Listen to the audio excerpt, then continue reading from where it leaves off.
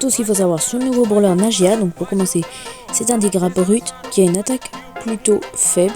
Donc elle fait peu de dégâts.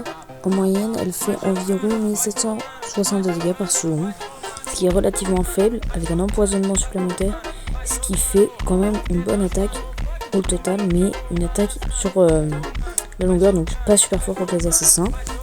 Sinon, elle prend un peu de temps à recharger et a qu'une seule balle, ce qui est moyen, et elle est plutôt lente. Mais sinon, à part ça, au niveau de ses tirs, ce qui est pas mal, c'est qu'elle peut tirer à travers les murs. Enfin, pas à travers, mais elle peut tirer comme ça. Qui la fait du coup bien plus forte pour attaquer des cibles. Tout autre brawler ne peut pas attaquer. Elle a une limite Rico, mais du coup, ce qui va faire un brawler très fort avec les murs. Donc, au niveau de ces gadgets, on a champ empoisonné.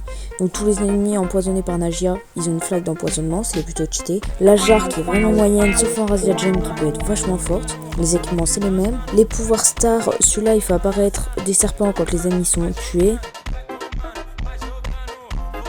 Et celui d'après fait plus de dégâts aux gens avec 100% de leur PV, ce qui est vraiment pas ouf, car souvent je leur mets des dégâts avant, donc je vous conseille de prendre le premier. Et là, toujours pas d'hypercharge, donc en moyenne, c'est un brawler plutôt moyen.